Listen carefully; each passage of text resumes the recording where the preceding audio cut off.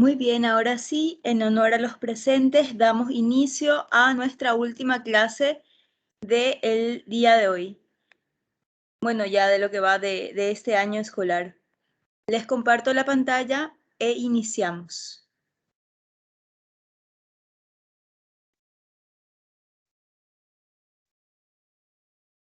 Okay.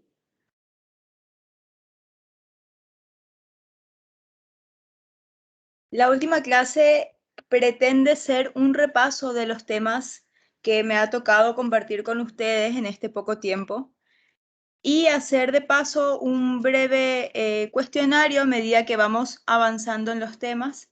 Entonces, sería más útil para todos si ustedes también pudieran participar a la hora de responder las preguntas. Si tienen alguna duda de estos temas o con respecto a los temas del examen, este es un buen momento para hacer consultas también. Pueden usar sus micrófonos y empezamos con la clase del día de hoy.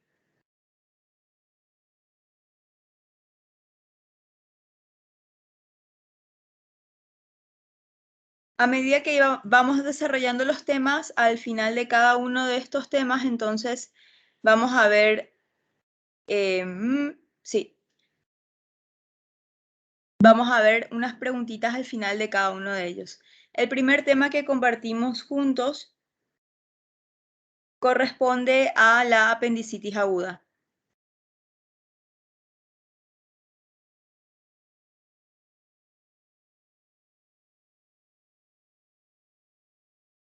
Recordamos por qué es importante tratar este tema. Sabemos que la apendicitis aguda es una de las urgencias quirúrgicas abdominales más frecuentes alrededor del mundo y nuestros países no son la excepción. Constituye alrededor del 60% de todos los cuadros de abdomen agudo quirúrgico y entre un 5 y 15% de la población mundial padece de este cuadro en algún momento de sus vidas. Recordarles que la máxima incidencia de esta patología tiene lugar entre los 20 y 30 años y va disminuyendo a medida que nos acercamos a las edades extremas. Es decir, siempre es prevalente en ambos sexos por igual, como vemos acá no hay diferencia de sexos, y las principales décadas en que las personas se ven afectadas por esta patología son los 20 y 30 años. También es posible tenerlo en edades más precoces o más avanzadas, pero la minoría de los casos ocurre en esas edades. Teniendo en cuenta la anatomía patológica, podemos identificar varios estadios de esta enfermedad. Partiendo de un apéndice secal normal, podemos tener una inflamación en su fase congestiva dentro de las 6 primeras horas. Generalmente a las 12 horas este cuadro, si no es tratado, sigue avanzando y llega a una fase flemonosa o supurativa. Y posteriormente, a partir de las 24 horas aproximadamente en adelante, llegamos a tener una fase de necrosis o gangrena. Entonces serían apendicitis aguda congestiva, apendicitis aguda flemonosa y apendicitis aguda necrótica o gangrenosa. Estas tres constituyen fases de apendicitis aguda no complicada y en el momento en que, debido a la evolución del tiempo, la isquemia y la alteración a nivel de todas las capas de la pared, se puede llegar a perforar el apéndice secal, entonces llegamos a esta fase de apendicitis aguda perforada que constituye ya una fase complicada de la enfermedad. Decimos que es una fase complicada porque la inflamación pasa de ser solamente apendicular a afectar primeramente la región periapendicular en fosa ilíaca derecha si fuera una apendicitis perforada con peritonitis localizada, o puede afectar todo el abdomen y ser una apendicitis aguda complicada con una peritonitis ya generalizada. Entonces, estas dos son formas de peritonitis que van a ir evolucionando a partir de una perforación apendicular. El tratamiento, cuando hablamos de apendicitis aguda, debemos saber que es quirúrgico. El tratamiento de la apendicitis aguda es quirúrgico. Sobre la base de un cuadro clínico característico más análisis de laboratorio y a veces de imágenes en forma complementaria, el cirujano hace el diagnóstico de apendicitis aguda y puede definir tres momentos o tres entidades clínico-patológicas. Y hablamos entonces de que el cirujano puede tener o identificar o diagnosticar una apendicitis aguda no complicada, que veíamos está constituida por estas tres primeras fases, o puede constatar ya una apendicitis aguda complicada con peritonitis, que es lo que describíamos que ocurre después de la perforación, y es lo que vemos justamente aquí en esta imagen de abajo a la derecha, o eventualmente otra posibilidad es que se produzca un plastrón apendicular. Los plastrones apendiculares, como habíamos visto en su momento, son, consiste en una manera que tiene el cuerpo de defenderse, donde crea una tumoración inflamatoria, por llamarlo de alguna manera, donde el epiplón y los órganos cercanos al sitio de la perforación acuden y tapan esta perforación para evitar justamente que se llegue a producir una peritonitis. Entonces, al formarse plastrón, la idea es que la infección se mantenga localizada en el sitio de la infección inicial y que no se propague al resto del abdomen. Entonces vemos que el tratamiento de la apendicitis aguda no complicada siempre debe ser quirúrgico y en forma urgente para evitar la progresión de la enfermedad. Esto es algo que deben saber y era una de las preguntas del examen. El tratamiento de la apendicitis aguda, repito, debe ser quirúrgico en forma urgente para evitar la progresión de la enfermedad. Si la apendicitis aguda está complicada con un cuadro de peritonitis, ya sea localizada o generalizada, el tratamiento igualmente es quirúrgico y, de ser posible, debe realizarse con mayor urgencia. Solamente aquellos casos de plastrón apendicular donde tenemos la palpación de una masa fija, sin imágenes de que este plastrón esté abscedado, y en enfermos con un buen estado general ya con varios días de evolución, solamente en ese caso está indicado el tratamiento conservador, ya que la cirugía en ese momento es difícil y peligrosa. Entonces, recordemos, tenemos tres entidades o tres momentos dentro de esta patología. La apendicitis aguda no complicada, constituida por estas tres primeras fases. El plastrón apendicular, que es cuando ya tenemos la perforación, pero no se esparce la secreción purulenta debido a que hay una contención gracias al epiplón y los órganos adyacentes, o si esto no sucede, progresa la peritonitis a su forma complicada, progresa la apendicitis a su forma complicada y tenemos la peritonitis apendicular. La apendicitis aguda no complicada se opera siempre. La peritonitis aguda de origen apendicular también se opera siempre y en forma más urgente. Y el plastrón apendicular, si no está complicado, no se opera. Y si está complicado con un absceso de ese mismo plastrón, entonces también requiere tratamiento quirúrgico.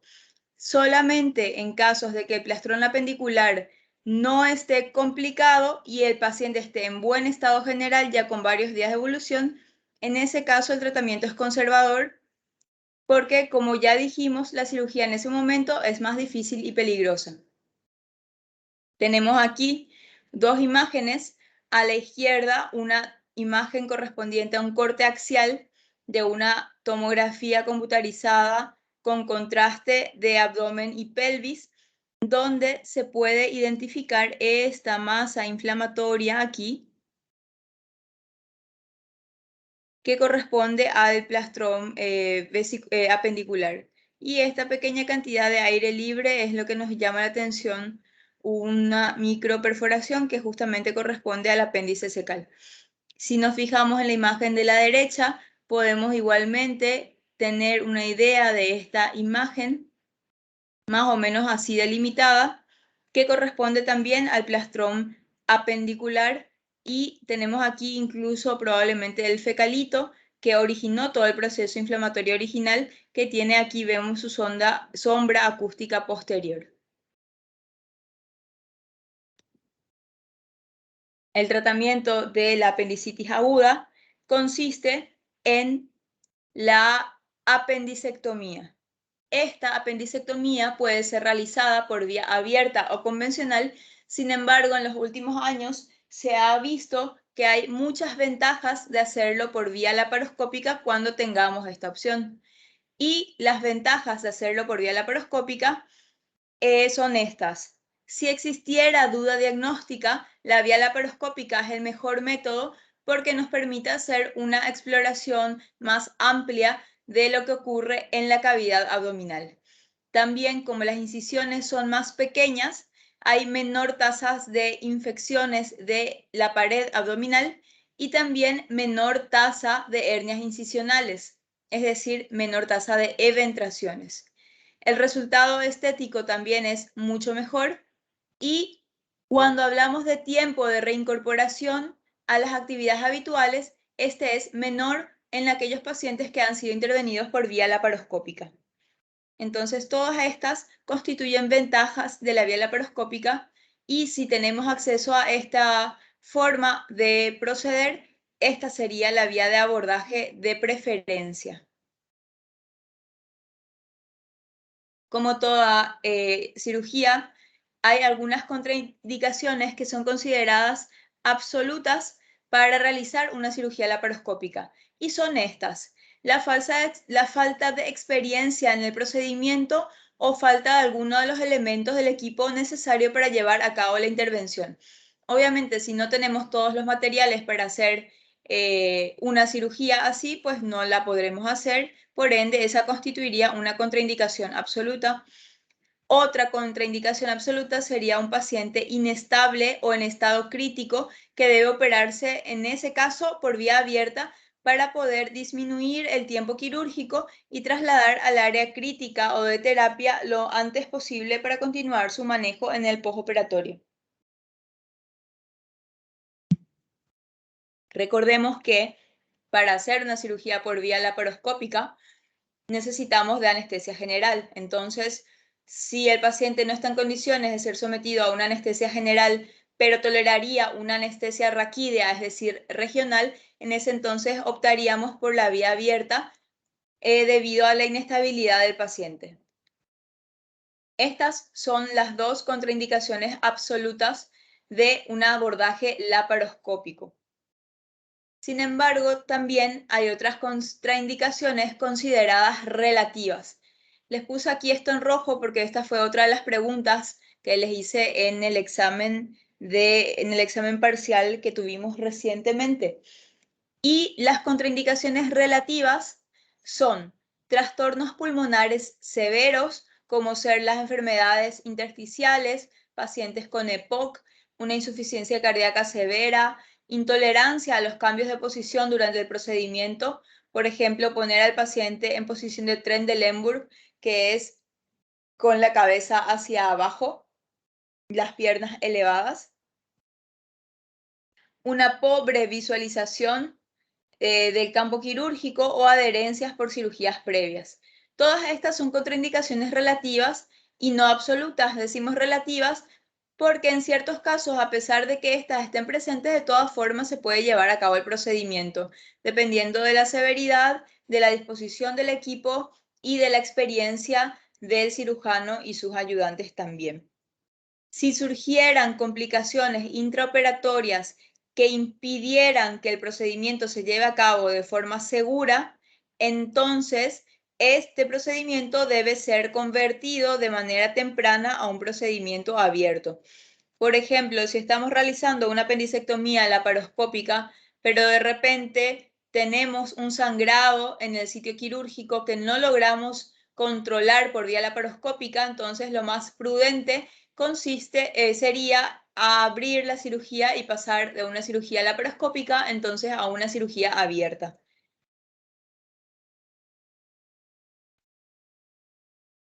En cuanto a las complicaciones, estas se dividen en precoces y complicaciones tardías. Esta fue otra de las preguntas también. Dentro de las complicaciones precoces se consideran aquellas que ocurren dentro de los primeros 30 días tras ocurrida la intervención.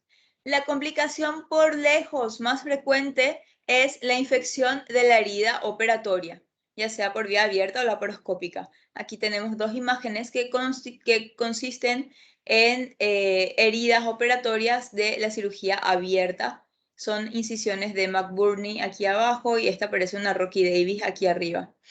El tratamiento de la infección de la herida operatoria consiste en la retirada de los puntos, realizar el drenaje del absceso localizado aquí en el celular subcutáneo y eventualmente dejar que la herida cierre ya por segunda intención, lo que nos va a permitir hacer lavados periódicos y frecuentes de este sitio quirúrgico infectado para lograr así que se cure y eliminar por completo la infección.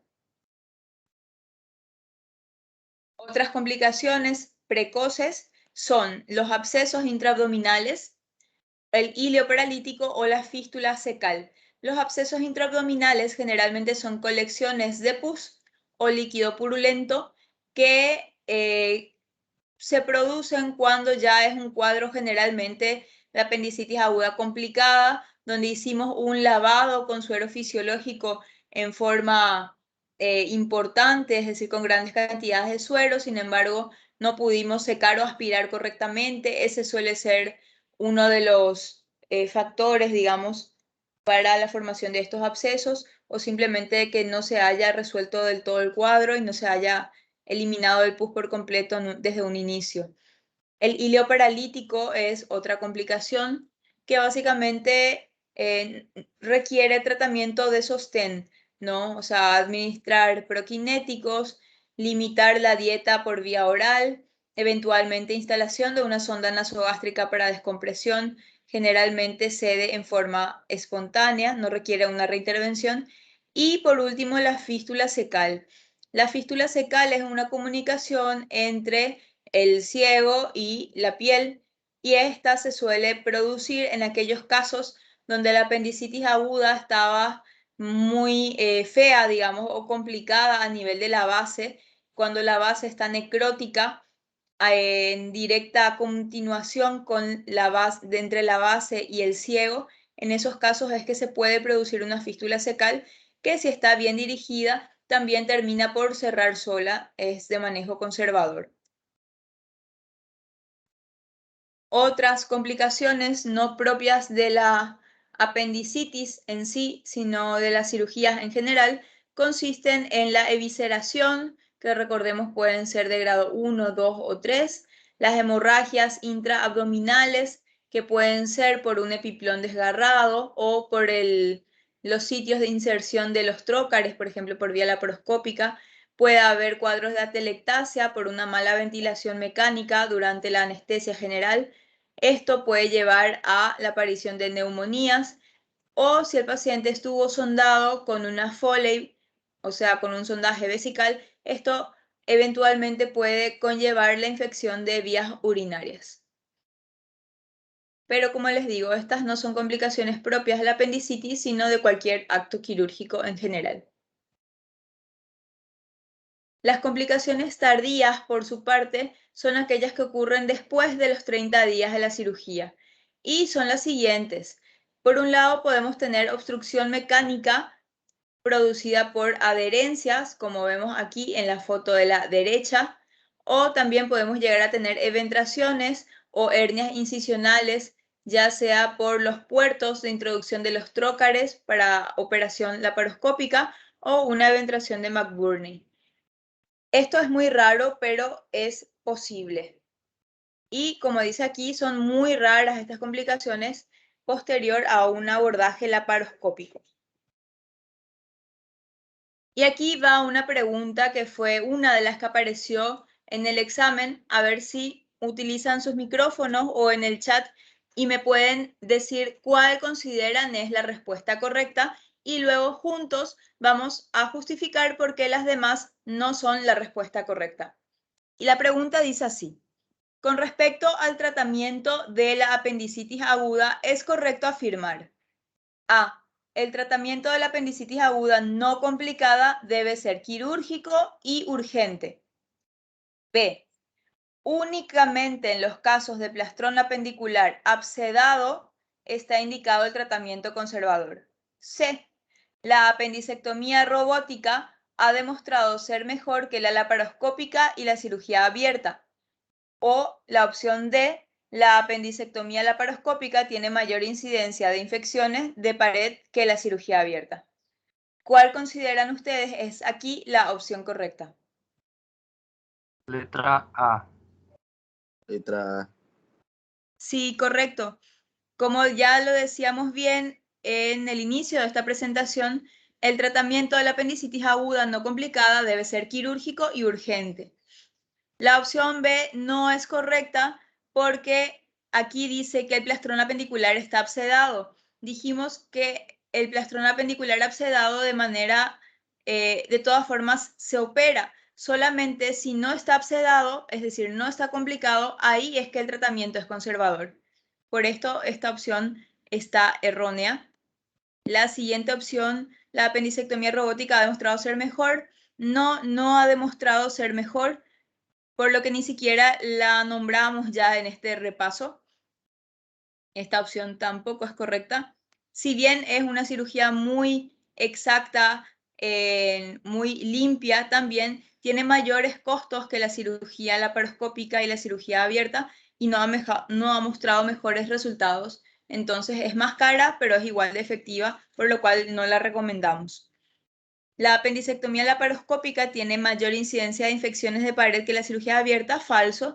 Tiene menor incidencia de infecciones de la pared y del sitio quirúrgico. Entonces, la opción correcta fue la respuesta A. Esto es todo con respecto a la apendicitis aguda. Y el siguiente tema a tratar es en base a las litiasis vesiculares. Cuando hablamos de litiasis vesiculares, hablamos de sus tratamientos que pueden ser también abiertos laparoscópicos o eventualmente percutáneos o por vía endoscópica, dependiendo de la patología de la cual se trate. Recordar que la litiasis vesicular puede presentarse en forma asintomática o en forma sintomática. La litiasis vesicular sintomática siempre se opera. La litiasis vesicular asintomática a veces tiene algunas indicaciones precisas para operar y otras veces se la deja ahí hasta que produzca síntomas. La sintomática, a su vez, puede presentarse en forma de cólico biliar, que es la forma no complicada, o puede presentarse ya con una forma complicada, como por ejemplo con una colecistitis aguda que requiere un tratamiento quirúrgico de urgencia.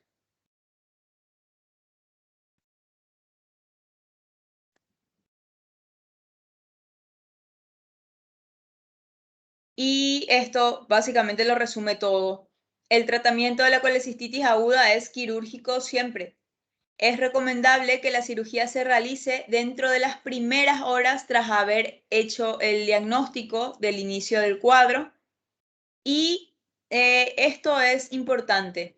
La necesidad de instaurar un tratamiento médico y retrasar la cirugía de 8 a 12 semanas está justificado también en ciertos pacientes.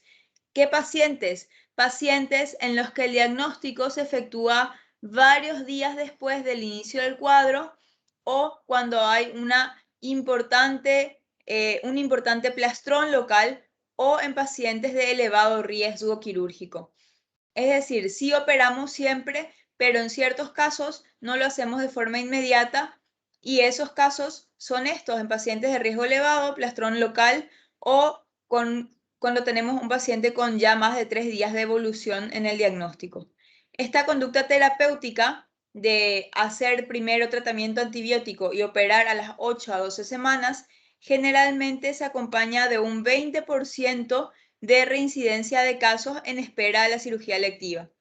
Es decir, el tratamiento de la colecistitis aguda es quirúrgico de urgencia. En ciertas ocasiones, como las mencionadas acá, está justificado retrasar este tratamiento y hacer un manejo antibiótico inicial. Sin embargo, el hacer eso conlleva un riesgo de reincidencia de los casos del 20%. Es decir, de 100 personas que nosotros decidamos hacer antibiótico y posponer el tratamiento quirúrgico, 20 de ellas van a tener nuevos episodios de colecistitis durante ese tiempo de 8 a 12 semanas en que está esperando la cirugía. Solamente para comentarles. Decíamos que siempre se opera la colecistitis aguda o la litiasis vesicular sintomática. Pero ¿qué pasa con las litiasis vesiculares asintomáticas? Existen algunas situaciones controvertidas en las que se ha planteado la realización de una colecistectomía aunque el paciente no tenga síntomas. Y digo que estas situaciones son controvertidas porque no hay una guía 100% aceptada por todo el mundo para decir cuáles son estas situaciones. Sin embargo, las más comunes o las más aceptadas son estas indicaciones: pacientes con diabetes, pacientes con trasplante de médula ósea o trasplante cardíaco, pacientes con cirrosis, pacientes en planes de quimio o radioterapia o directamente aquellos en quienes se vaya a realizar una cirugía de la obesidad. Todas estas son indicaciones de cirugía en pacientes con litiasis vesicular asintomáticas o sin síntomas. Esta también creo que fue una de las preguntas. Y cuando hablamos de colecistitis, recuerdan ustedes que lo hacemos a partir de un diagnóstico que se lleva a cabo con la clínica, laboratorio y las imágenes. Y una vez establecido este diagnóstico con las guías de Tokio por clínica, laboratorio e imágenes, debemos también, gracias a la guía de Tokio, establecer el grado de severidad de una colecistitis, que puede ser leve, moderada o severa. Hablamos de colecistitis aguda cuando el paciente, por causa de su cuadro de colecistitis, tiene al menos uno de los siguientes síntomas, y son todos síntomas de disfunción orgánica. Puede ser disfunción cardiovascular, neurológica, respiratoria, renal, hepática o incluso hematológica. Al tener cualquier disfunción orgánica, hablamos de una colecistitis severa.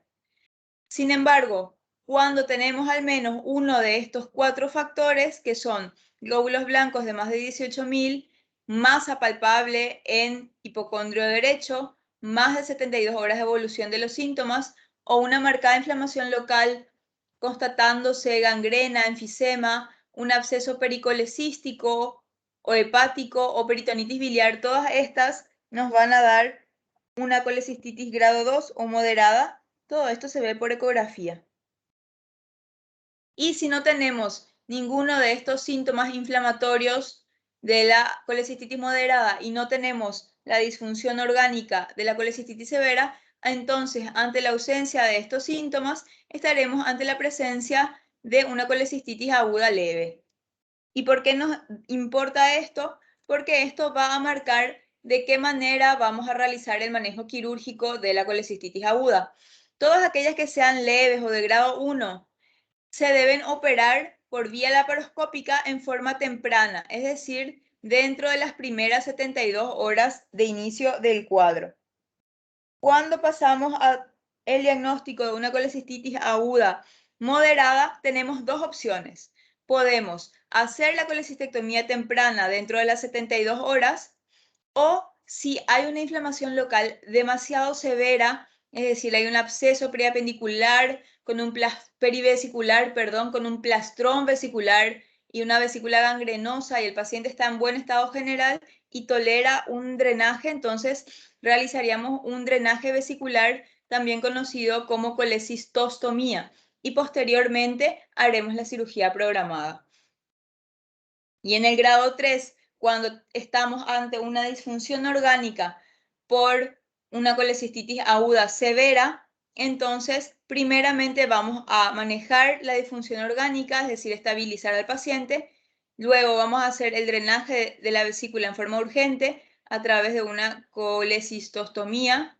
Bueno, ya me entienden, colecistostomía.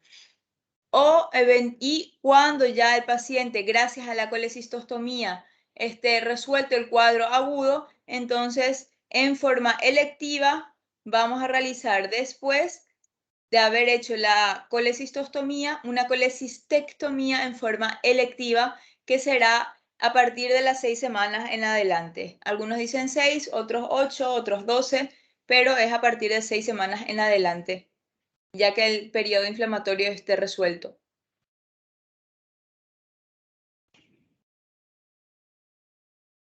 Y hablar de litiasis vesicular es hablar de colecistectomía laparoscópica. Hoy en día, este es el procedimiento considerado gold estándar para el manejo de la litiasis vesicular. Se prefiere este abordaje al abordaje convencional o por vía abierta. Sin embargo, al igual que ya veíamos en los cuadros de apendicectomía por vía laparoscópica, en la colecistectomía por vía laparoscópica también podemos tener complicaciones como en toda cirugía. Y estas complicaciones son hemorragia, infección del sitio quirúrgico, una colección intraperitoneal o eventualmente, y la más grave, una lesión de la vía biliar principal. Al mencionar las hemorragias, nos referimos a que este sangrado puede provenir desde la pared por el sitio de punción de los trócares, puede deberse a un epiplón que dejamos sangrando los bordes, puede estar sangrando el pedículo de la vesícula, el pedículo vesicular, ya sea por lesión de la arteria cística o arteria hepática derecha, o puede haber un sangrado ya en el lecho hepático por la desperitonización de la vesícula desde el hígado. Esta también fue una pregunta que salió en el examen y pedía cuál era un sitio donde se producían los sangrados, son todos estos, y cuál era el sitio donde no se producían los sangrados, y es el pedículo esplénico, que estaba totalmente en otro lugar, o sea, nada que ver con lo que estábamos tratando en la cirugía. Cuando hablamos de infección, las infecciones de las heridas son raras por vía laparoscópica y tienen muy poca relevancia clínica. Cuando hay cálculos perdidos, es que a veces, como habrán visto en alguna cirugía, los cálculos pueden quedar alguna vez perdidos dentro del peritoneo, es decir, en la cavidad abdominal, y estos pueden causar abscesos en forma tardía, sí, pero fíjense, en el 0.3% de los casos, prácticamente nulo, o sea, es una posibilidad, sí, pero una posibilidad muy rara o remota. Cuando hablamos de colecciones intraperitoneales, estas tienen importancia cuando hablamos de bilomas. Las colecciones de bilis se llaman bilomas y estas pueden manifestarse en forma de una fístula biliar externa a través de un drenaje subhepático. Es decir, si hicimos una cirugía por vía laparoscópica y por alguna duda le dejamos al paciente un drenaje, la acumulación de esta bilis puede drenar a través de este drenaje y a eso se le llama manifestación de la fístula biliar externa a través de un drenaje. También estos bilomas o colecciones de bilis, como vemos aquí, pueden llegar a significar varias cosas. Por un lado, y lo que tenemos que sospechar siempre, es que el biloma sea o signifique una lesión de la vía biliar principal. Ese siempre es el temor.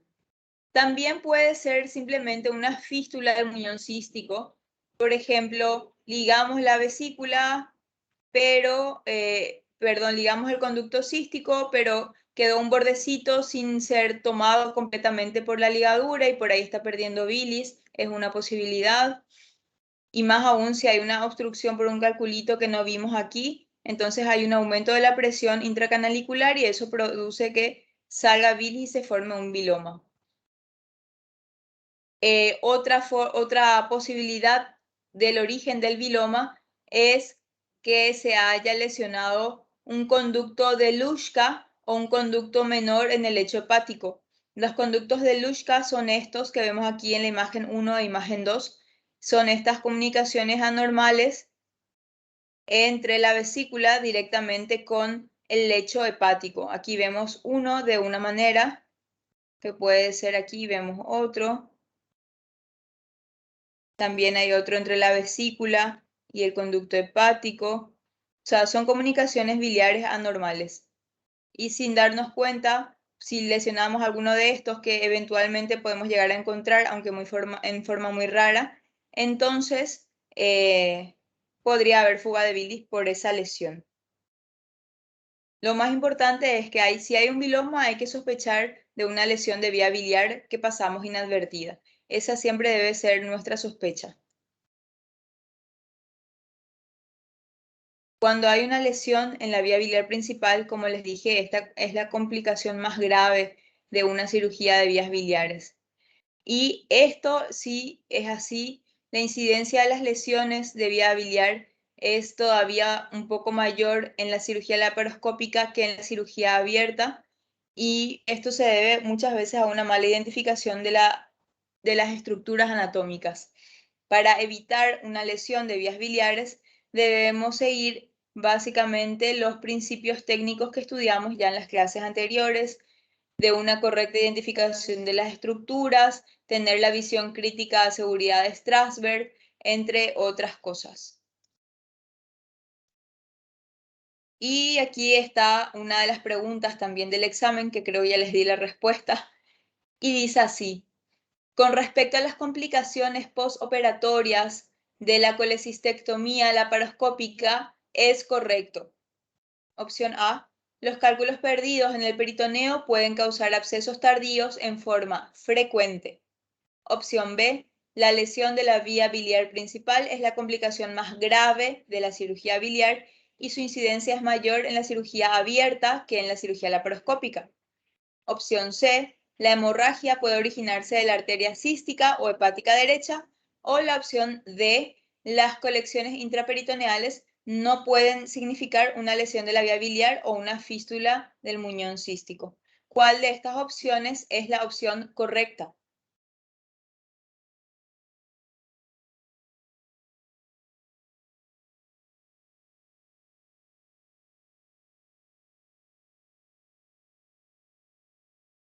Tras C. La C. Correcto. Puede originarse de la arteria cística o de la hepática derecha una hemorragia. Correcto. Es lo que veníamos diciendo reciencito nada más. ¿Y por qué las otras opciones no son correctas? Dijimos que los cálculos perdidos en el peritoneo pueden causar abscesos. Sí, eso es cierto, pero no en forma frecuente, sino solamente en el 0.3% de los casos. Es decir, es súper raro, no es frecuente. Por eso esta opción no es correcta. Opción B: la lesión de la vía biliar principal es la complicación más grave de la cirugía biliar. Eso sí es correcto. Y su incidencia es mayor en la cirugía abierta que en la cirugía laparoscópica. Es al revés. Lastimosamente, todavía hoy por hoy se ha demostrado mayor incidencia en la cirugía laparoscópica, y es por no tener, como decíamos, una correcta identificación de la anatomía. Pero esto se va superando a medida que el cirujano va mejorando y superando su curva de aprendizaje. Entonces, aquí por eso esta opción no es correcta, porque es mayor no en la cirugía abierta, sino en la cirugía laparoscópica. Y la opción D obviamente tampoco es correcta, debido a que las colecciones intraperitoneales sí pueden significar la lesión de la vía biliar y sí se manifiestan como una fístula del muñón cístico. Aquí estas negaciones están de más. Como alternativa a la colecistectomía por vía laparoscópica, que es el gold estándar del tratamiento de la litiasis vesicular, tenemos como alternativa a la colecistectomía abierta, y esta tiene sus indicaciones. Una de ellas es la conversión de un procedimiento laparoscópico Como decíamos, si estamos con una cirugía laparoscópica, pero de repente tenemos una lesión de la vía biliar o tenemos un sangrado que no somos capaces de controlar por esa vía, esa es una indicación de conversión de cirugía laparoscópica a la vía abierta si es que no nos sentimos capaces de solucionarlo por vía laparoscópica. Otras indicaciones son tumor de vesícula o vesícula en porcelana, que es justamente la vesícula en porcelana, que es esta calcificación de las paredes de la vesícula que nos debe hacer sospechar de malignidad. Por ende, cuando hay sospecha de malignidad, también se sugiere hacer el abordaje abierto. Cuando hay un síndrome de Mirici que hemos diagnosticado en forma preoperatoria, o cuando hay un antecedente de cirugía abdominal alta por el alto número de adherencias, por ejemplo, o los embarazos en el tercer trimestre. Y decimos en el tercer trimestre por una cuestión de que el útero grávido ocupa la mayor parte de la cavidad abdominal en una paciente embarazada, ya que este puede estar llegando incluso a los rebordes costales.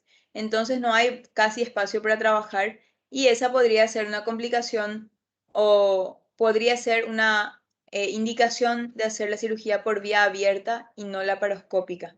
Todas estas son complicaciones que no son absolutas, ¿verdad? Excepto tal vez esta sospecha de malignidad. Todo esto igual se puede hacer por vía laparoscópica, pero todavía hoy por hoy se prefiere en estos casos hacerlo por vía abierta. La incisión para hacer una colecistectomía abierta es la incisión subcostal derecha que lleva el nombre de incisión de Kocher. Y esta incisión de Kocher o subcostal derecha nos permite acceder a la vesícula biliar, el hígado y las vías biliares. Esta era otra pregunta también del examen. Y cuando abordamos la vesícula biliar, ya sea por vía abierta o laparoscópica, tenemos tres formas de encarar la vesícula o tres técnicas de abordar esta patología de la vesícula biliar. Y estas son las técnicas anterógrada, retrógrada o mixta. Hablamos de una técnica anterógrada cuando empezamos desde el fondo y vamos bajando hasta disecar el cuello y los conductos císticos. Es decir, la anterógrada es de fondo, esta supuestamente es una F, es de fondo hacia el cuello. Sin embargo, la colecistectomía retrógrada es donde iniciamos la disección de los conductos y arterias císticos y vamos luego terminando con el fondo vesicular. Y la forma mixta es cuando iniciamos disecando los conductos, pero luego vamos sin cortar nada, solamente repereamos. Vamos luego a disecar desde el fondo y nos volvemos a encontrar con la disección que ya habíamos hecho aquí en el fondo, en el cuello, perdón, vesicular.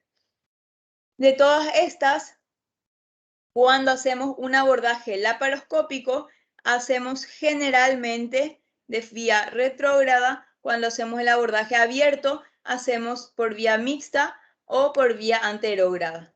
Cuando la inflamación de la vesícula biliar es demasiado importante y no se entiende mucho, solemos preferir iniciar por la vía anterógrada lo más lejos posible de la vía biliar para evitar lesiones de la vía biliar. Entonces vamos bajando desde el fondo de la vesícula hacia el cuello y vamos hasta los planos donde logramos identificar a las estructuras anatómicas.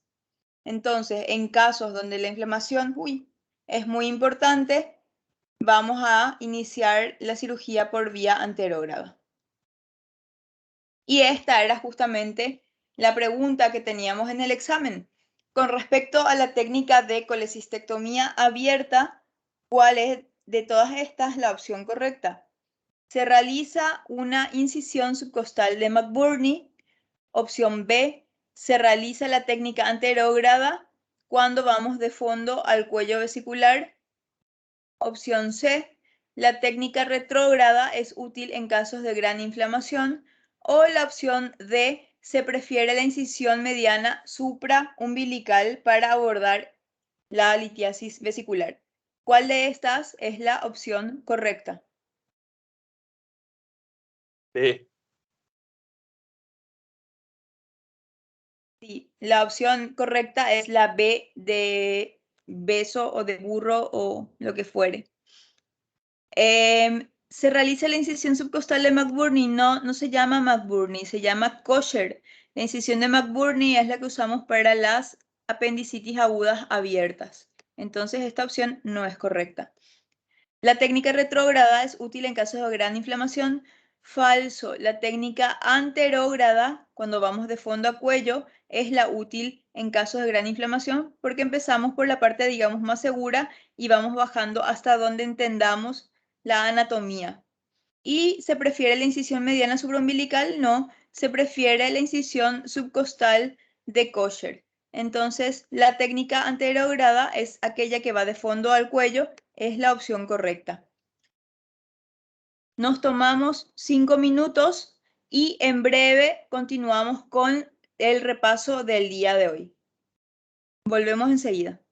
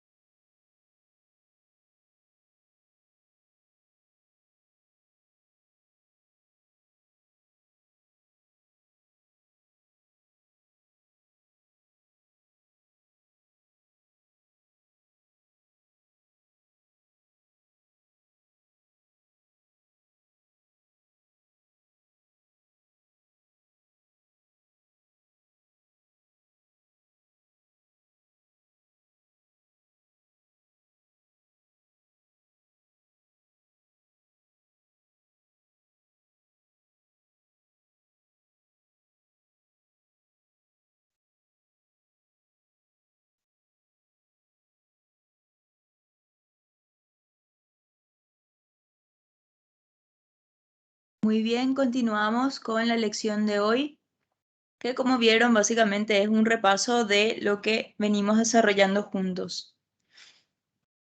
Continuamos con el mismo módulo de patobilio y en esta ocasión pasamos a hablar de la colecistectomía parcial. La colecistectomía parcial es una opción válida en aquellos casos de litiasis vesicular generalmente complicada en pacientes de alto riesgo quirúrgico o aquellos en quienes debido a la gran inflamación local y mala evolución general, pero con una buena evolución clínica y buena respuesta a los tratamientos, podemos hacer este drenaje y diferir la colecistectomía para un segundo tiempo. Perdón, estoy mezclando dos temas. Empezamos a hablar de la colecistectomía parcial. Cuando hablamos de colecistectomía parcial, básicamente estamos diciendo que vamos a sacar la vesícula, pero no vamos a sacar toda la vesícula. Normalmente quitamos la vesícula biliar, su fondo, cuerpo, cuello, infundíbulo, y hacemos una ligadura aquí donde está el conducto cístico, una ligadura hacia arriba, una ligadura hacia abajo, cortamos acá y todo esto va para afuera. Cuando hablamos de colecistectomía, eso es lo normal. Cuando hablamos de parcial, generalmente hacemos un corte a este nivel, entonces queda un poquito de cuello vesicular a modo de muñón y no nos metemos tan abajo para evitar algún daño de estructuras cuando tenemos demasiada inflamación. Al inicio yo ya estaba divagando y les hablé de la colecistostomía, disculpen. Vemos que la colecistectomía parcial es importante que la consideremos como opción cuando después de una adecuada disección dentro del acto quirúrgico no logramos identificar correctamente las estructuras anatómicas y no obtenemos la visión crítica de seguridad de Strasberg. Recordamos que para tener la visión crítica debemos tener la arteria cística y el conducto císticos, nada más que estas dos estructuras y ya de fondo el borde del hígado. Cuando no logramos tener esta disección porque los conductos no se ven bien debido a que hay todo inflamado, acá tal vez esté todo pegado al epiplón o los conductos estén todos engrosados, entonces no logramos tener esta visión crítica, nos recomiendan que hagamos la disección hasta donde entendamos y ahí a ese nivel más arriba de lo normal hacer entonces la colecistectomía subtotal o colecistectomía parcial. Uno de los casos o uno de los momentos en que vamos a decidir optar por esta cirugía de colecistectomía parcial es cuando encontramos un síndrome de Mirici.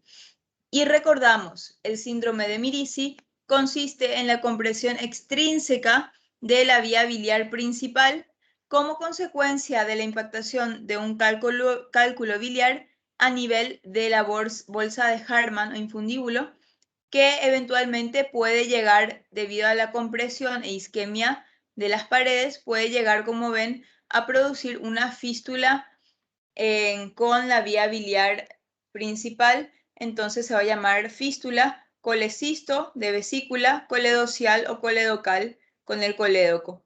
Del tipo 1 es la compresión extrínseca sin fístula y los tipos 2 a tipo 4 van a tener una fístula entre la vesícula y la vía biliar principal. En estos casos es que se recomienda realizar una colecistectomía parcial. Hasta acá. Habitualmente es posible efectuar la colecistectomía y una coledocoplastia sobre un drenaje que dejamos en el sitio quirúrgico, aunque si ello es imposible, es decir, si no logramos hacer la colecistectomía parcial y la coledocoplastia, entonces vamos a hacer una derivación biliar al intestino. Como ven acá, como es parcial, hay un remanente vesicular, un restito de vesícula. Y esto se utiliza como un parche para cubrir el defecto del colédoco cuando ya hay una fístula. Sin embargo, cuando la fístula es demasiado grande, como ocurre en el síndrome de Mirici tipo 4, donde hay prácticamente una afectación de toda la circunferencia y ya la fístula es demasiado grande, entonces podemos hacer una derivación biliodigestiva a este nivel. Los conductos hepáticos derecho e izquierdo se derivan a un asa yeyunal o puede ser también al duodeno, dependiendo del caso. Pero generalmente es posible, con una colecistectomía parcial, resolver estos primeros 3 tipos de síndrome de Mirici. Esa sería una de las indicaciones de colecistectomía parcial. En relación a las complicaciones de este tipo de procedimiento, la más frecuente es la fístula biliar. ¿Qué puede ocurrir? Sí, sí. Você pode repetir o slide que a senhora passou? Até o tipo 3 eu faço colecistectomia parcial até o tipo 3, né? Sí, correcto. E até o tipo 4 eu já faço uma cirurgia derivativa, é? Correcto. Cuando estamos en un síndrome de Mirici tipo 4, como prácticamente ya no hay una vesícula y es todo fístula, ya hay una destrucción de las paredes de la vesícula y el colédoco, entonces no vale la pena tratar de hacer una colecistectomía parcial porque todo el tejido ya es muy friable, ya es feo, entonces directamente se hace una derivación biliodigestiva que puede ser con un asa yeyunal o con el duodeno. Ok, doutora, graças. Gracias a vos. Decíamos que en este tipo de cirugías, como en todas, puede haber complicaciones y la más frecuente es la fístula biliar o las colecciones intraabdominales. Y esto tiene su explicación, o sea, cuando nosotros hacemos una colecistectomía parcial, más o menos así, y acá quedó el parchecito de vesícula, que le pusimos aquí la sutura del remanente vesicular. Lo que suele pasar es que están todos los puntos bien anudados, todo genial, pero de repente con el paso de la inflamación también las estructuras o los tejidos se van como deshinchando, van perdiendo edema, va disminuyendo el edema, entonces en ese momento los puntos quedan como más flojitos y eso podría llegar a una fuga temporal de bilis y esta fuga temporal de bilis, si tenemos aquí el drenaje puesto, van a salir por este drenaje hacia el exterior y se va a constituir en una fístula biliar externa. Esto ocurre en el 10 a 18% de los casos. Otra posibilidad es que el drenaje no sea suficiente o que no hayamos dejado drenaje, entonces esta bilis que va saliendo se va a juntar en forma de colección y a esa colección habíamos visto, llamamos biliomas, que ocurre en el 4 a 5% de los casos. Esto puede requerir un drenaje por vía percutánea después, o si la colección es muy chiquitita, generalmente se reabsorbe sola. Es importante mencionar que la recurrencia de los síntomas, o sea, de un cólico biliar por la presencia del infundíbulo que dejamos, esto es algo muy poco frecuente y solamente ocurre en alrededor del 2% de los casos. Es decir, cuando hacemos una colecistectomía parcial, existe un 2% de posibilidades de que ese paciente pueda presentar cólicos después por tener todavía el pequeño infundíbulo que dejamos de la vesícula. Como ven, es algo súper infrecuente, pero puede pasar. Hasta ahí hablamos de colecistectomía parcial o subtotal. Y ahora vamos a hablar de colecistostomía, que es lo que les estaba mencionando sin darme cuenta al inicio de la clase. La colecistostomía no es quitar la vesícula. La colecistostomía es punzar la vesícula. Esta punción se puede hacer por vía percutánea o eventualmente este procedimiento se hace también por vía abierta si no disponemos de todos los medios para hacerlo por vía percutánea. Y vamos a ver cuándo es útil hacer una colecistostomía como opción terapéutica. Este es el mismo cuadrito de hace rato, donde tenemos determinado el manejo quirúrgico en base a los estadios o gravedad de la colecistitis. Las colecistitis grado 1, recordamos, son las leves. Las grado 2 son aquellas que cumplían con ciertos criterios de inflamación local, ya sea por ecografía o por clínica o por laboratorio. Y las de grado 3 son las colecistitis severas que tienen alguna disfunción orgánica asociada. Decíamos que cuando la colecistitis es leve, hacemos una laparoscopía temprana dentro de los 3 primeros días. Sin embargo, cuando ya es de grado moderada, podemos hacer de todas formas todavía la colecistectomía, pero si hay una inflamación local muy severa, podemos optar aquí por hacer el drenaje vesicular. El drenaje vesicular es lo que estamos diciendo que se llama colecistostomía.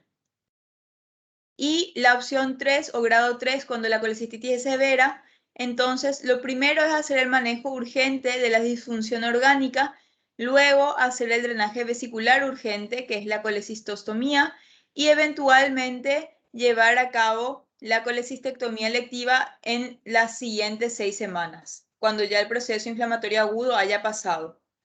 Entonces ven ustedes cómo la colecistostomía está dentro del esquema de manejo, ya sea por una colecistitis aguda moderada o una colecistitis aguda severa. Esto solo para recordar a qué corresponde cada una. Y en quiénes vamos a hacer una colecistostomía. En un reducido grupo de pacientes con una situación crítica, es decir, en los que no se puede plantear la colecistectomía. En ellos, la colecistostomía percutánea es una opción menos agresiva y que presenta resultados razonables. Pacientes adultos mayores, pacientes con diagnóstico de sepsis, pacientes que estén internados en una unidad de terapia intensiva por una disfunción orgánica, aquellos con colecistitis severa o simplemente aquellos con un riesgo quirúrgico muy elevado.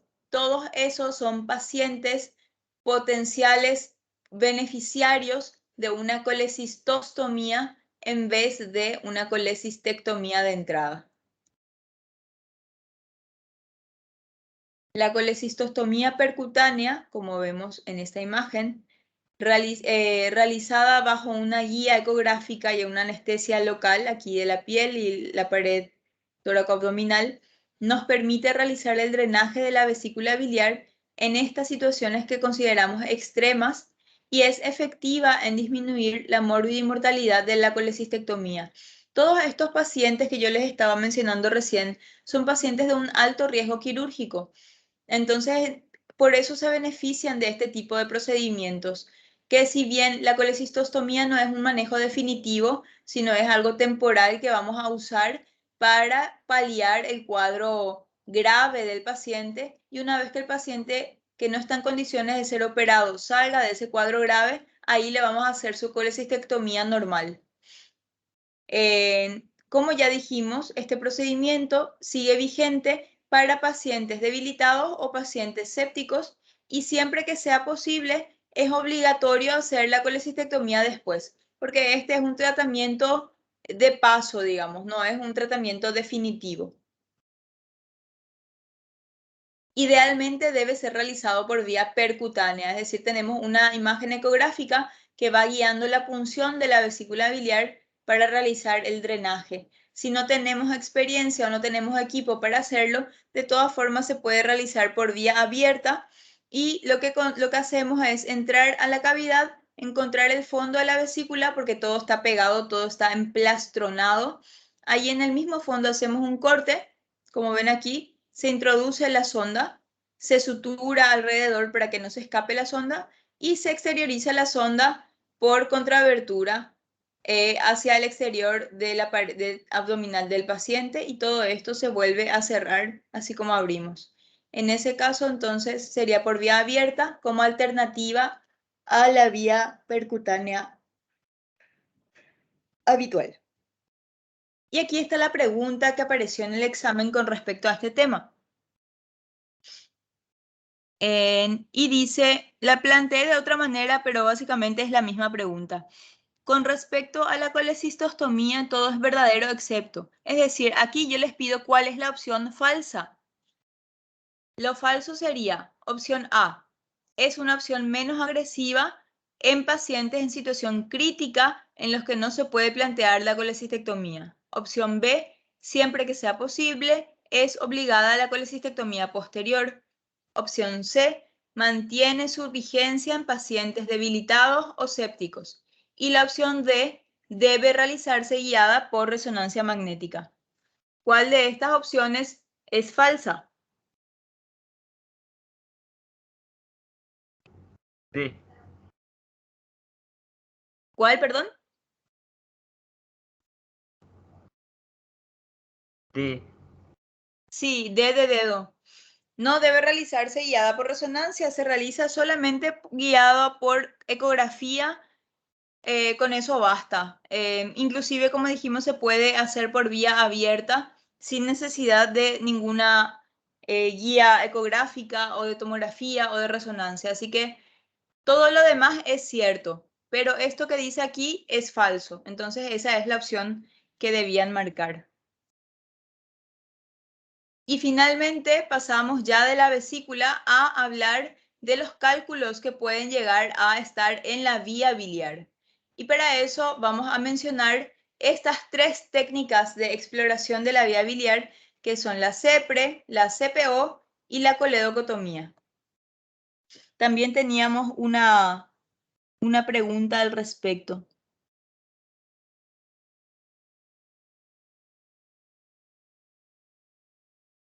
Y la primera técnica de exploración de vías biliares que vamos a ver es la CEPRE. La CEPRE o colangiopancreatografía retrógrada endoscópica es un procedimiento que se usa para identificar cálculos, tumores o estrechamientos de las vías biliares. El procedimiento se hace usando un endoscopio.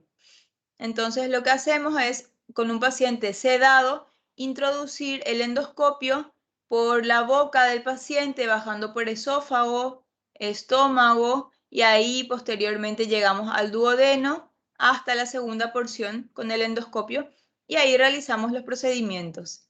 ¿Cuándo se usa una CEPRE? Cuando queremos diagnosticar o tratar estenosis de la vía biliar. En caso de colangiocarcinomas nos permite incluso tomar cepillados de la pared para llevar a citología. En caso de colangitis nos permite introducir aquí una prótesis para drenar la vía biliar y con eso salvar al paciente de la colangitis, que es grave. En caso de coledocolitiasis, por esta vía podemos extraer los cálculos que veíamos aquí en amarillo. En la pancreatitis crónica, en algunos casos también se usa. En el caso de páncreas divisum, estas son anomalías anatómicas raras y los demás ya son más raros. Básicamente estas son las principales indicaciones de una CEPRE. El siguiente estudio que mencionábamos de paso es la CPO o colangiografía peroperatoria, y aquí tenemos una imagen de este estudio. ¿Cuándo hacemos una colangiografía peroperatoria? Hacemos una colangiografía peroperatoria cuando tenemos sospecha y queremos confirmar la sospecha de coledocolitiasis, o cuando tenemos una anatomía muy difícil de interpretar. Entonces esto nos da un mapa de la vía biliar intra y extrahepática, nos orienta a tomar decisiones correctas durante la cirugía. Cuando el conducto cístico está cortito y no entendemos si es todavía cístico o si ya es colédoco y no queremos hacer una lesión de la vía biliar, podemos hacer eso. O ante la posibilidad de una lesión en la vía biliar extrahepática. Esto también les había preguntado. Cuando tenemos dudas durante la cirugía y no entendemos bien qué es lo que estamos viendo, podemos hacer una colangiografía peroperatoria para tener una mejor visión, un mejor mapa y entendimiento de la vía biliar. Entonces ahí hacemos una CPO. Cuando la anatomía está difícil, cuando sospechamos que hay coledocolitiasis y tenemos que quitar por algún otro procedimiento, o cuando hay una lesión probable de la vía biliar. Todas estas son indicaciones de CPO. Y si la CPO nos dice, ok, aquí tenemos, les voy a indicar, aquí tenemos, por ejemplo, un cálculo en el colédoco, nos dice la CPO. Entonces, ¿qué vamos a hacer? Una de las opciones es realizar un corte en el colédoco, sacar este cálculo y volver a suturar el colédoco donde lo abrimos.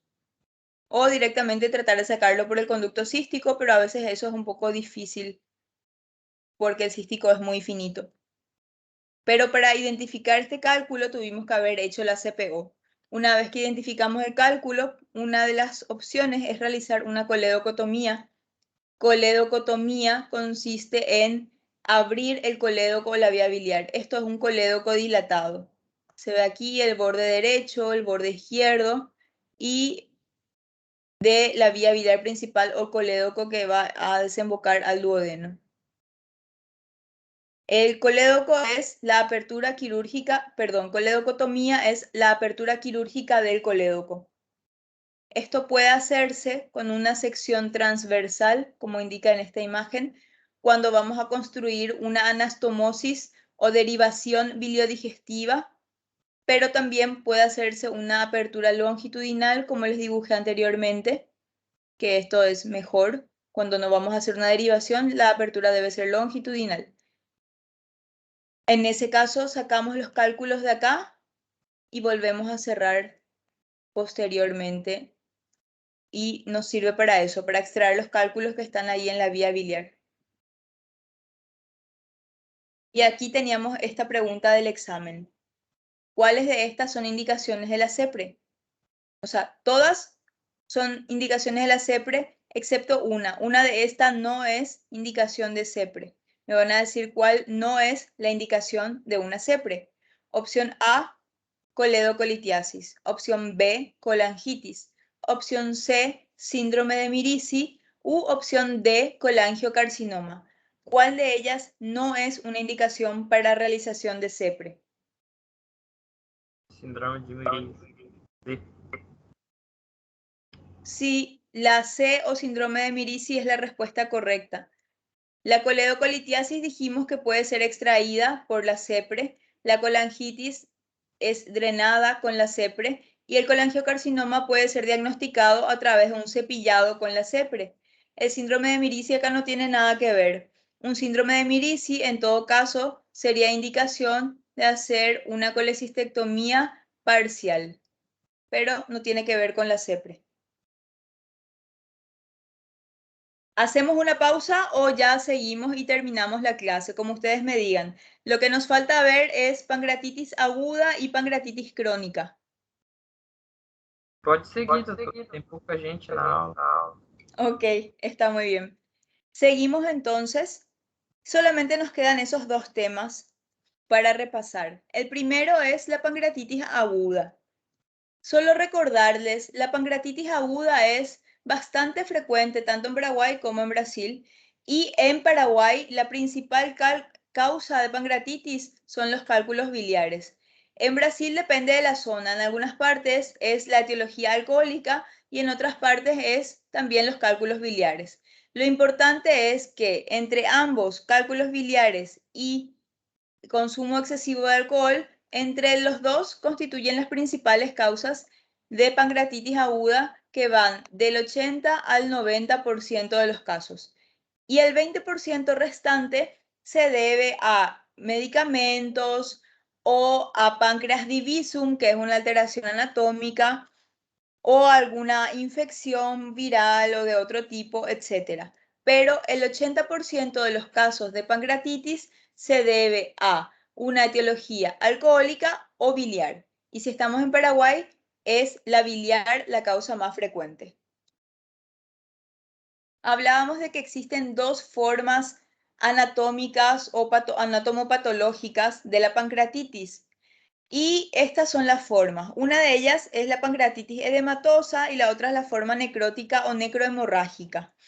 La forma de edematosa también se llama pancreatitis aguda intersticial porque lo que se produce es un agrandamiento general del páncreas por acumulación de líquido en forma intersticial. Es decir, el páncreas, que normalmente es de este tamaño, va a aumentar su tamaño en forma global debido a la acumulación de edema o líquido inflamatorio entre sus células y alrededor del mismo órgano.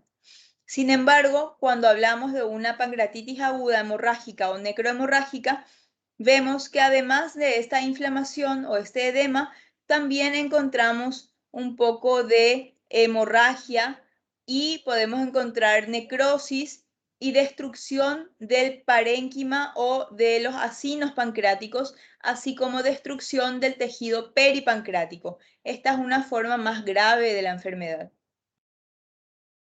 Y la gravedad de la pancreatitis va a estar definida en base a varios criterios o escalas que no vienen al caso mencionarles tal cual porque ya vieron eso en cirugía en años anteriores. Pero sí quiero recordarles que la gravedad de la pancreatitis se clasifica de acuerdo a esas escalas en leve, moderada y severa o crítica. La forma leve, que corresponde a la pancreatitis edematosa de tipo intersticial, esta es una pancreatitis que no presenta insuficiencia orgánica.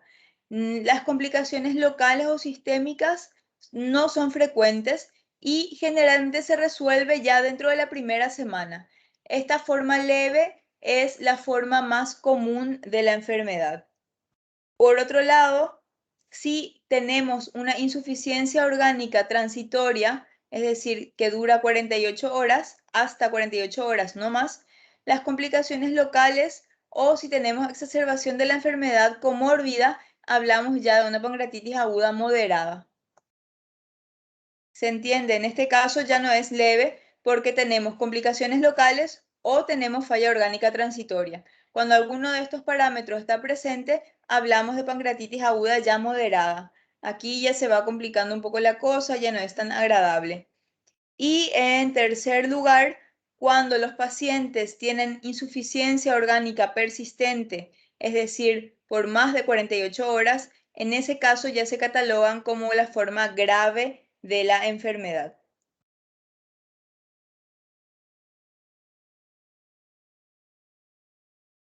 Y cuando tenemos la forma moderada o grave, tenemos ciertas complicaciones locales de la pancreatitis, que es lo que tenemos que identificar y saber si ameritan o no un tratamiento quirúrgico. Y estas son las complicaciones. Este es un cuadro un poco, es un buen resumen, pero puede ser un poquito confuso, entonces vamos a ir paso a paso para hacer el recordatorio de este tema. Las complicaciones locales de las pancreatitis son 4. Las complicaciones pueden ser 1. Una colección fluida del líquido pancreático. Esto se llama así cuando hay una evolución menor a 4 semanas, porque cuando pasan las 4 semanas, esa misma colección fluida del líquido pancreático se convierte en un pseudoquiste pancreático. Se llaman pseudoquistes porque si bien son alteraciones o complicaciones locales redondeadas como un quiste, carecen del epitelio que lo recubre, que es lo que caracteriza a los quistes. En este caso no hay una pared como tal con epitelio, sino que simplemente tenemos una forma redondeada de acúmulo de algo que va teniendo una pared, pero más bien inflamatoria y sin epitelio. Entonces, estas dos complicaciones son formas de la pancreatitis aguda intersticial, que dijimos que era también llamada edematosa. Cuando solamente hay líquido edematoso y no hay necrosis, ni hay hemorragia, ni nada. Este tipo de pancreatitis se puede complicar con colecciones fluidas de líquido pancreático y pasadas las 4 semanas, esa colección se convierte en pseudoquiste pancreático. Por otra parte, la forma necrohemorrágica o necrótica de la enfermedad produce otro tipo de complicaciones locales. Una de estas complicaciones, la tercera que vamos a describir, se llama colección de necrosis pancreática y esa tiene un tiempo de evolución menor a 4 semanas. Y cuando pasan esas 4 semanas, esta se convierte en la popular World of Necrosis o WON por sus siglas en inglés. Y estas tienen un tratamiento diferente. Ahora bien, vamos a identificar cuándo tratamos estas complicaciones locales y cuándo hacemos un manejo conservador nada más. Cuando hablamos de una colección fluida de líquido pancreático durante las primeras 4 semanas, aquí no tenemos presencia de necrosis porque es solamente la forma edematosa de la pancreatitis. Entonces, las colecciones fluidas de líquido pancreático no se opera, no se trata con drenaje, no se hace nada, simplemente se lo deja hacer y esto se va a reabsorber en ese transcurso de 4 semanas. Sin embargo, si llegadas las 4 semanas no se reabsorbió, ahí recién se convierte en lo que llamamos pseudoquistes pancreáticos. Rara vez los pseudoquistes producen síntomas, pero cuando producen síntomas o cuando se complican, ahí sí tenemos que operar. Aquí dice, raramente se producen estos síntomas, pero cuando se produce tenemos que operar.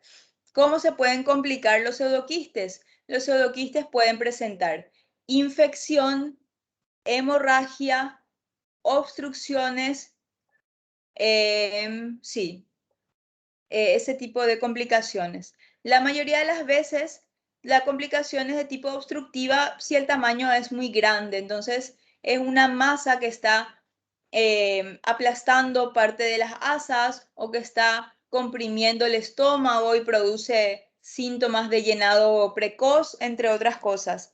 En ese caso sí se va a indicar un drenaje de este pseudoquiste que puede ser por vía percutánea, vía endoscópica, vía laparoscópica o vía abierta. En ese caso estaría indicada entonces su tratamiento. Por otra parte, cuando hablamos de pancreatitis aguda necrótica o necrohemorrágica, dentro de las primeras 4 semanas la complicación es la formación de colecciones necróticas, porque decíamos que se produce necrosis del tejido pancreático y peripancreático. Estas necrosis, en este caso, ya obviamente sí hay necrosis y se pueden encontrar en el parénquima o alrededor del páncreas. En estos casos, si la necrosis no está infectada, no se hace nada. Si la necrosis está infectada, ahí vamos a acudir a un drenaje percutáneo o de repente endoscópico o por vía abierta si fuera necesario. Cuando tenemos sospecha de que hay necrosis infectada, la indicación es realizar una punción aspiración con la aguja fina, que nombramos o llamamos o conocemos como PAF. Entonces, si hay sospecha de necrosis, ahí hacemos una PAF y mandamos a cultivo. Si el cultivo es positivo, entonces significa que está infectado y si está infectado, sí se opera. Si el cultivo es negativo y el paciente evoluciona bien, no se hace nada y dejamos que eso se reabsorba.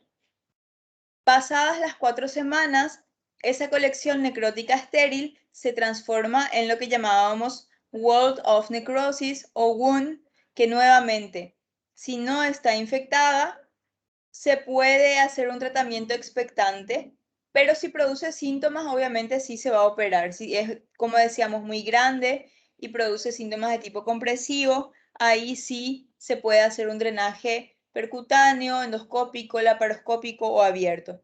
Sin embargo, cuando estamos seguros de que esto está infectado, porque hay aire libre en el retroperitoneo o porque tenemos un cultivo que certifica que esto está infectado, entonces sí, ahí sí vamos a requerir un tratamiento percutáneo, endoscópico, laparoscópico o abierto. Es decir, si tenemos evidencia de infección, esto vamos a operar. Si no tenemos evidencia de infección, pero hay complicaciones locales como obstrucción, también vamos a operar. O si no producen síntomas, generalmente lo dejamos ser, no hacemos ningún gesto quirúrgico.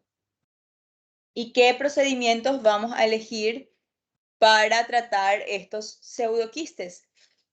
Vamos a hacer la elección en base a esto que se llama tratamiento escalonado o en inglés sería Step Up Approach.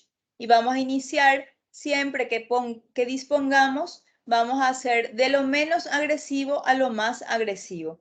Es decir, vamos a iniciar con un drenaje percutáneo, ya sea guiado por ultrasonido o por TAC. Si esto no es suficiente o no disponemos de este equipo o entrenamiento, realizaremos un drenaje por vía endoscópica. El drenaje por vía endoscópica puede ser a través del estómago o a través del duodeno, dependiendo de la localización del pseudoquiste. Y consiste básicamente en establecer un camino o comunicación entre el estómago y el pseudoquiste o entre el duodeno y el pseudoquiste. Si esto no fuera posible o no tenemos entrenamiento en esto, haríamos un drenaje quirúrgico de entrada que podemos intentarlo por vía laparoscópica o por vía abierta de acuerdo a nuestras posibilidades y experiencia. Eso es básicamente lo que deben saber de pancreatitis y el manejo de sus lesiones o complicaciones locales. Y teníamos una pregunta así que les hice en base a un caso clínico que les planteé. Y dice lo siguiente: con respecto al tratamiento de las complicaciones locales, es correcto afirmar. Opción A. Los pseudoquistes pancreáticos asintomáticos deben tratarse con antibióticos. Opción B. La intervención está indicada en pseudoquistes sintomáticos, infectados o que aumentan de tamaño en las imágenes seriadas. Opción C. Cuando hay una sospecha radiológica o clínica de necrosis infectada en pacientes con WON, no debe realizarse una punción por imágenes. Y opción D. Se recomienda la cirugía abierta como terapia de primera línea en el tratamiento de las WON. ¿Cuál de estas opciones es la correcta?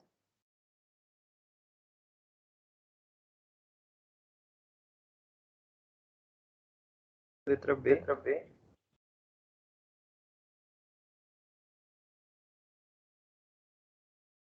La letra B. ¿Alguien tiene, a ver un poco?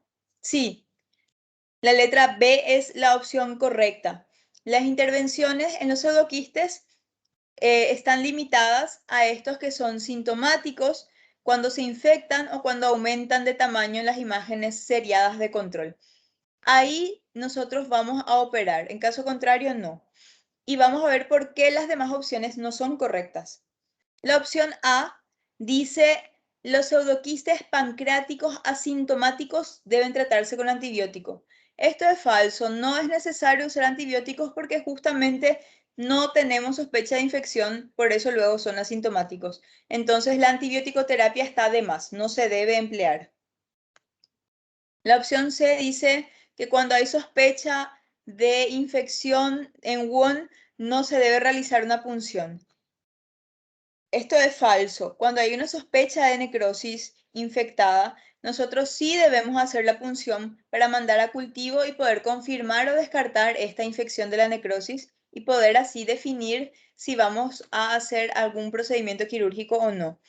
Y la opción D nos decía que la cirugía abierta debe ser la terapia de primera línea o de elección para el tratamiento de las WON. Y esto tampoco es cierto, porque el tratamiento quirúrgico o cirugía abierta es el último paso en el eslabón si no logramos resolverla por ninguna de las otras vías, porque como dijimos, el tratamiento debe ser escalonado, desde lo menos invasivo hasta lo más invasivo. Hasta aquí hablamos de pancreatitis aguda y solamente nos queda repasar el tema de pancreatitis crónica.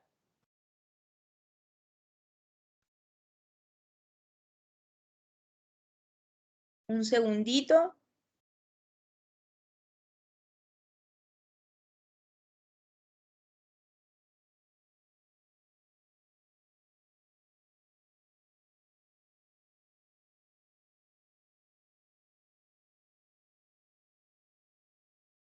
Y seguimos. También había unas preguntas aquí de pancreatitis crónica en el examen y se basan básicamente en esto que vamos a comentar a continuación. Recordarles que la pancreatitis crónica es una inflamación, y esta es la palabra clave, persistente del páncreas, que provoca un daño estructural que se hace permanente, es decir, esto no se recupera, y se generan fibrosis del parénquima y estenosis a nivel ductal, seguido de una declinación de la función exócrina y endocrina, lo que lleva a un fallo pancreático. Beber alcohol y fumar cigarrillos son dos de los principales factores de riesgo. Cuando hablamos de pancreatitis crónica, debemos recordar que es una patología multifactorial. Aquí interfieren factores como la genética, también tenemos en cuenta los episodios recidivantes de pancreatitis, pero generalmente como base, beber alcohol y fumar cigarrillos son dos de los principales factores de riesgo. Y el dolor abdominal es el síntoma predominante y principal en la mayoría de los pacientes. Generalmente el diagnóstico de pancreatitis crónica se realiza mediante estudios de diagnóstico por imágenes y pruebas de funcionalidad hepática. Aquí nada más mencionarles que lastimosamente el diagnóstico es muy difícil de realizar en las fases iniciales y generalmente se hace en las fases más tardías de la enfermedad. El tratamiento de la pancreatitis crónica incluye principalmente el control del dolor, esto es lo que principalmente se busca, y evidentemente también ayudar en el tratamiento de la insuficiencia pancreática endocrina y exócrina. Tenemos que tener en cuenta que como es una patología que no tiene vuelta atrás, es decir, no se cura, es algo irreversible, entonces el tratamiento que hagamos va a ser paliativo. Por ende, las indicaciones para cirugía son más limitadas. Y la principal indicación del tratamiento quirúrgico de la pancreatitis crónica es el dolor abdominal, que dijimos que es luego el síntoma principal. Otras indicaciones también incluyen la estenosis biliar, duodenal o del colon, las trombosis esplénicas o de la vena porta, los pseudoquistes complicados, persistentes o sintomáticos, la ascitis pancreática, fístula pancreática o derrame pleural, que es todo parte de lo mismo, y finalmente, pero no menos importante, la sospecha de cáncer de páncreas. Esto está en rojo luego porque es una indicación demasiado importante. Y aquí paso a detallarles brevemente en qué consistían los procedimientos para tratar la pancreatitis crónica. Y en primer lugar teníamos este escenario. Un paciente que tiene un páncreas funcionante todavía, pero que sin embargo tiene un conducto de Wirsung muy dilatado y está con dolor. En este caso, lo ideal es hacer una cirugía de tipo derivativa, conocida como pancreático yeyunostomía de Partington-Rochelle o pancreático yeyunostomía de Puestow, que sería una alternativa. Cualquiera de las dos. Esto lo que nos permite es drenar hacer un destechamiento del páncreas.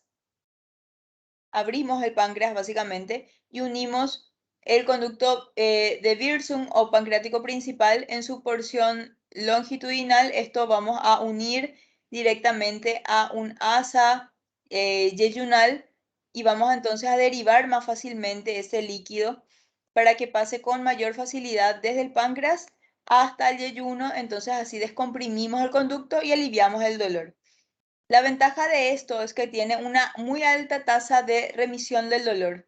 Más del 80% se queda satisfecho con esta cirugía. Y hay una mínima pérdida del tejido pancreático.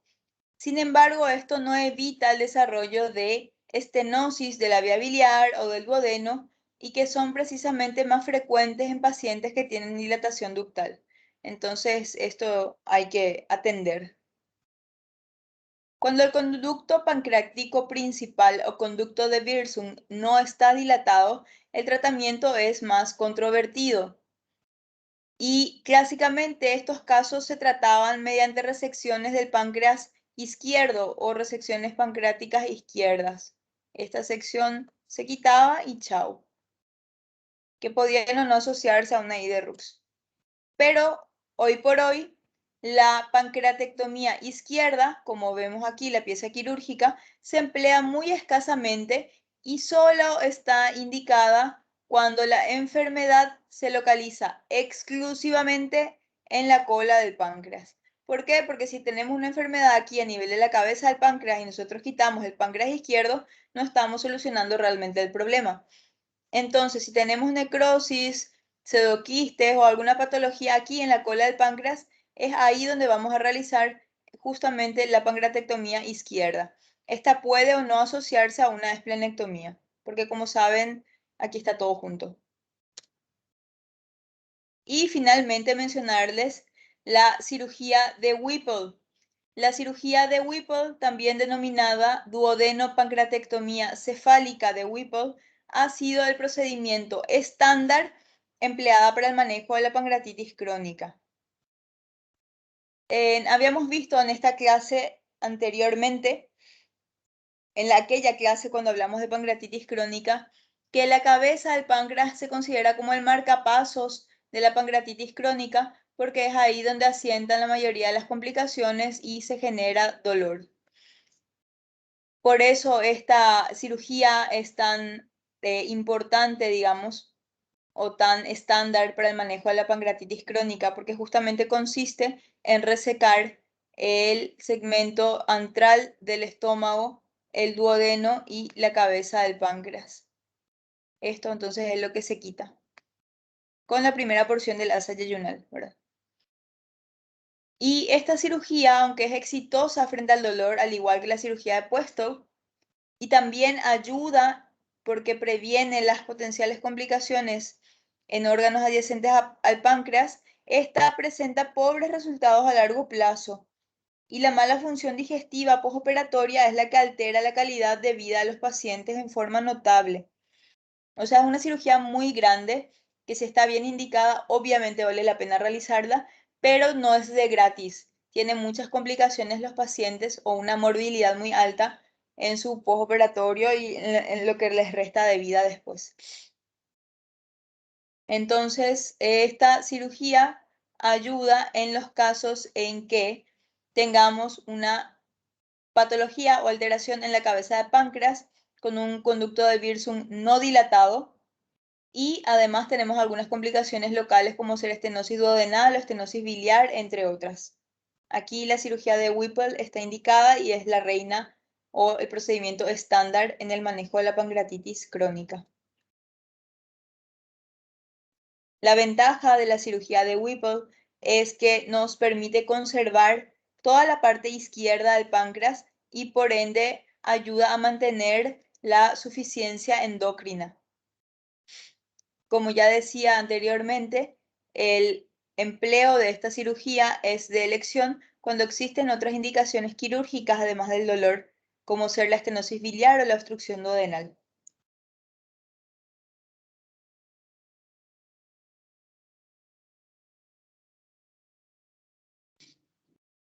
Decíamos que además de la cirugía para tratamiento del dolor, existían otras indicaciones para cirugía en la pancreatitis crónica y esas eran las complicaciones de la pancreatitis crónica en forma local. Las complicaciones locales de las pancreatitis crónicas son estas que están citadas aquí a la derecha. Complicaciones locales de pancreatitis crónica son estenosis biliar, ascitis pancreática y otras fístulas, obstrucción duodenal y pseudoquistes. Cuando simplemente tenemos una estenosis biliar y no tenemos asociada ninguna otra patología, es decir, no tenemos asociada ascitis, no tenemos asociada obstrucción duodenal, solamente la estenosis biliar, entonces vamos a realizar una derivación biliodigestiva y con esa derivación biliodigestiva se soluciona el tema de la estenosis porque pasamos a unir la parte sana de la vía biliar con un asa que puede ser yeyunal o duodenal. Entonces, la estenosis biliar sin patología asociada se soluciona con una anastomosis biliodigestiva. Las ascitis pancreáticas y otras fístulas internas como los derrames pleurales pueden solucionarse también solamente haciendo una derivación entre el pseudoquiste con un asa yeyunal, entonces sería en I de Rux.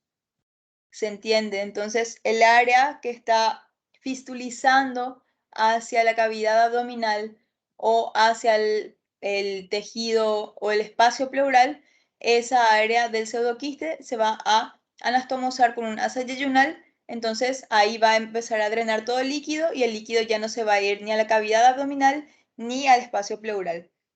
Y obviamente para hacer este diagnóstico de ascitis pancreática o derrame pleural por pancreatitis, se hace una toracocentesis o una abdominocentesis y ese líquido se dosa a la amilasa y ahí confirmamos el diagnóstico.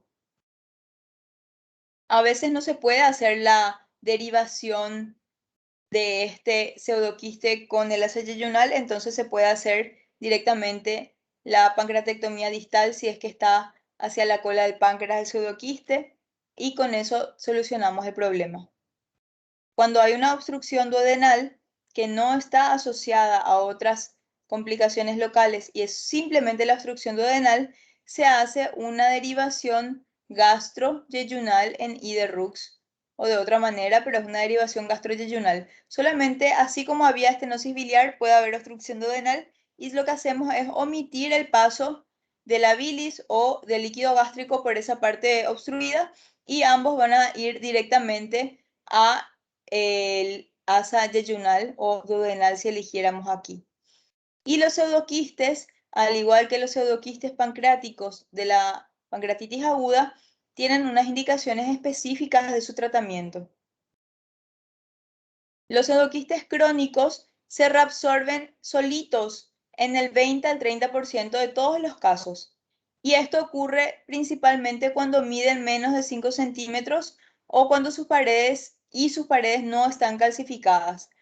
En esos casos, entonces se reabsorben solos y no es necesario realizar un tratamiento quirúrgico. Sin embargo, cuando estos pseudoquistes miden más de 5 centímetros o van creciendo en los controles tomográficos seriados o se complican con una infección, una hemorragia, se perforan o por su tamaño causan obstrucción, en todos estos casos vamos a necesitar cirugía. ¿Por qué? Porque están complicados los pseudoquistes. ¿Y qué vamos a hacer? Vamos a elegir hacer lo que ya dijimos hace rato, una cisto-yeyuno-anastomosis o una cisto-gastroanastomosis, dependiendo de la ubicación del pseudoquiste. Tenemos aquí un esquema donde se ve el estómago, por acá se ve el colon transverso y acá también el estómago y el colon transverso. Las estructuras circulares que están dibujadas acá están representando justamente a los pseudoquistes. Y decíamos que estos pseudoquistes vamos a tratar con una cisto-yeyuno o cisto-gastroanastomosis. ¿Cuándo elegimos cada una? Si la parte más declive o más baja del pseudoquiste está por detrás del estómago, entonces como es el órgano que tenemos más cerca, vamos a hacer la apertura del pseudoquiste hacia el estómago y constituir una cisto-gastroanastomosis. Sin embargo, si el pseudoquiste está por debajo del mesocolon transverso, por ende está más cerca a su parte más baja de las asas yeyunales, vamos a hacer una cisto-yeyuno-anastomosis para el drenaje del pseudoquiste. Todo va a depender entonces de la localización de este pseudoquiste y su relación con las estructuras adyacentes.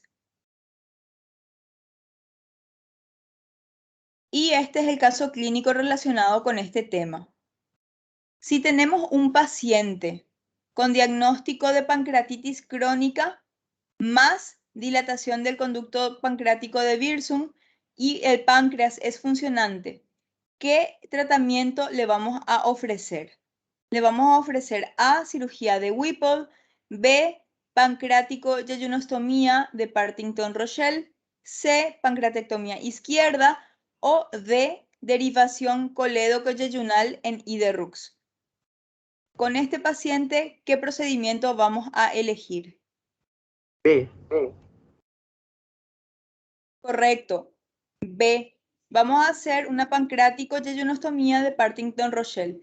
Decíamos que cuando hay pancreatitis crónica con dilatación del Wirsung y el páncreas funciona, vamos a elegir una cirugía derivativa para disminuir la presión intracanalicular del conducto de Wirsung y de esa manera paliar el dolor. Y eso se logra con la pancreático-yejunostomía de Partington-Rochelle o de Puestow. Pudo haber sido cualquiera de las dos.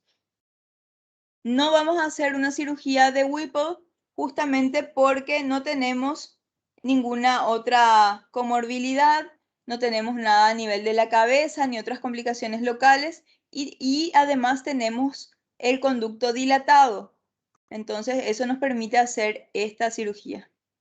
Tampoco vamos a hacer una pancreatectomía izquierda porque dijimos que eso se limita solo a los casos en que la lesión esté en la cola del páncreas, cosa que aquí no sucede. Y tampoco vamos a hacer una derivación colédoco-yeyunal porque ni siquiera estamos cerca, o sea, no tiene nada que ver en este caso. Solamente haríamos esto cuando tuviéramos una estenosis de la vía biliar sin complicación, sin otra complicación asociada.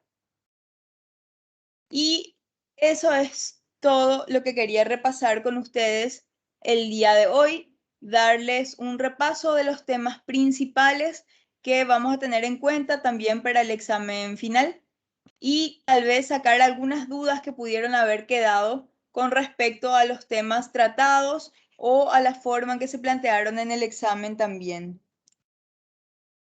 Espero que les haya sido de utilidad, espero que hayan podido aprovechar y nada más. Nos vemos la próxima. Éxitos en los exámenes que se vengan y buen resto de jornada. Hasta luego.